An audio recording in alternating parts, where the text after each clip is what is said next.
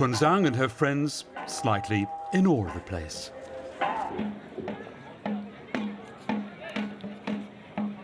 It's the Drukpa monks' annual festival of prayers and religious dances. Devotees have worshipped inside these sacred walls for 380 years. The masked dances are intended to bring spiritual well-being and health to everyone here, from tourists to His Holiness himself.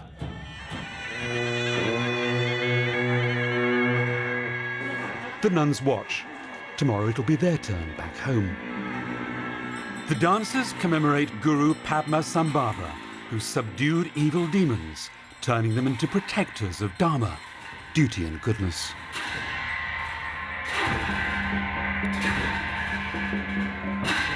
For nuns to be allowed to perform such dances and music is nothing less than a small revolution here in this remote corner of the Himalayas.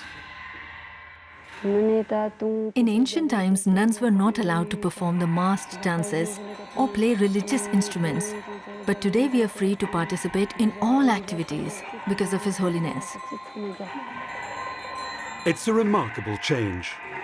Not so long ago, nuns would have been strictly forbidden, even from sitting next to the monks here.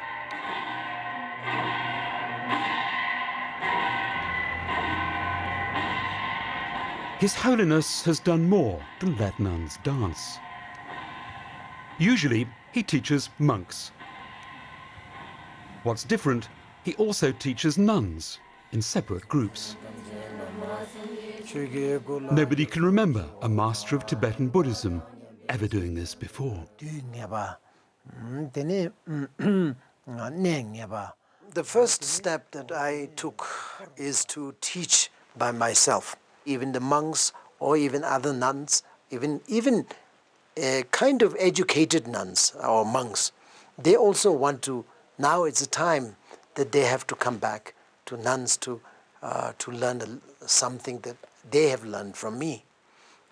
So it's a kind of a trick I'm playing, I would say, if I may say, it's a kind of a trick that I'm playing so that the nuns automatically will have a little bit of better status.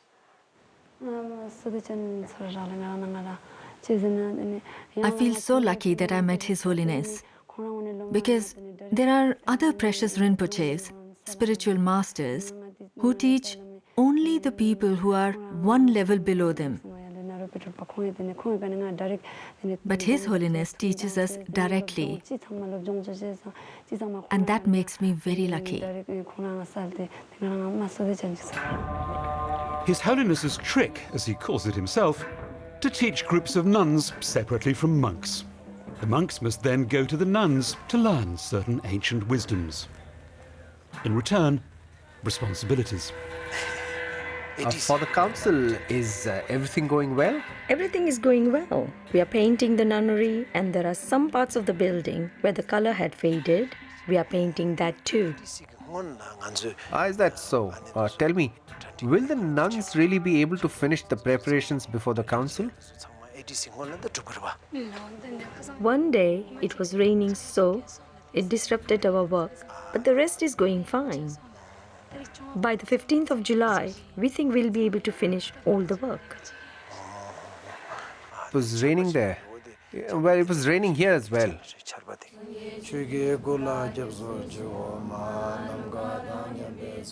50 kilometers away, Chemday.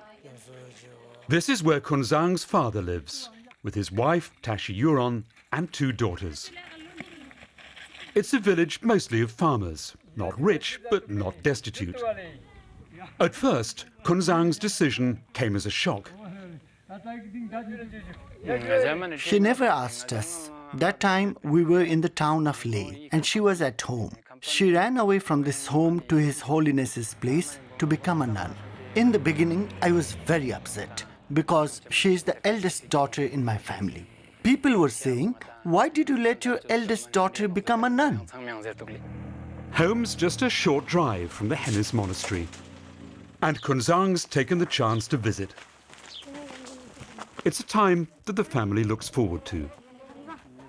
Kunzang's assured and confident.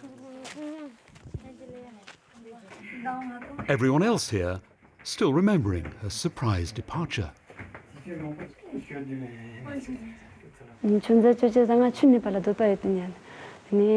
I was a child, I always wanted to become a nun. I didn't ask my parents about it.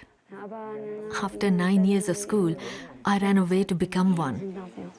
I lied to my father that I'm just going to visit His Holiness. I didn't tell my father that I wanted to become a nun.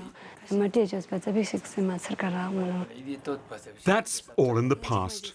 Kunzang soon sitting next to Dad. Her family welcomes girls becoming students, doctors, policewomen, even nuns. But many other families still have problems. Girls often comes to me to be accepted as a nun with a great deal of sufferings. They have sufferings within their own family, and also their lifestyle is. And especially in our culture, or in the Himalayan region, or maybe not only Himalayan region, I think everywhere in the world, the women little bit looked down, you know. Kunzang and her friends drive back through the dry Ladakh landscape. Tomorrow morning, the dragon dance.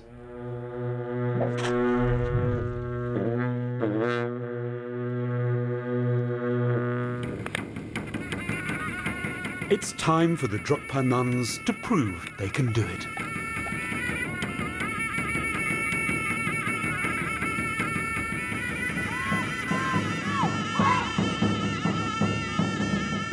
If they stumble or fall, or are just unlucky, it could be the last dragon dance the nuns attempt. The dragon must move like a serpent.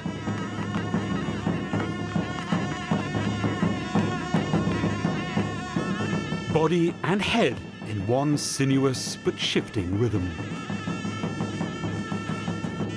Letting the dragon touch the ground will be really bad news.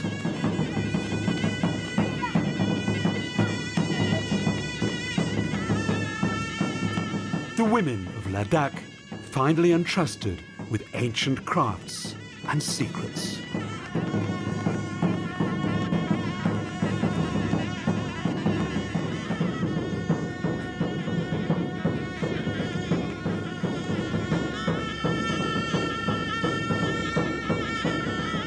It's a stunning performance.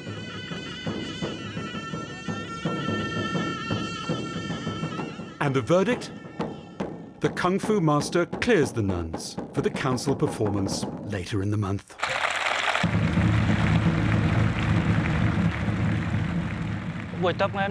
In today's dance, the nuns were doing very well. They have been really trying very hard.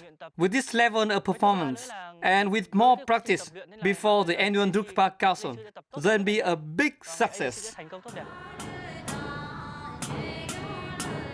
It's time to reflect. In the olden times, nuns were not respected much because they were not educated. I mean, they were educated only to some extent. But now His Holiness himself is taking the responsibility to educate the nuns. So in terms of our level of education, the nuns are now on an equal level with the monks.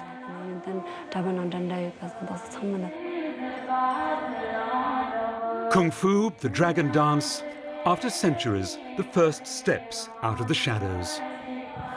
To the Drukpa nuns, the path ahead now seems without limits.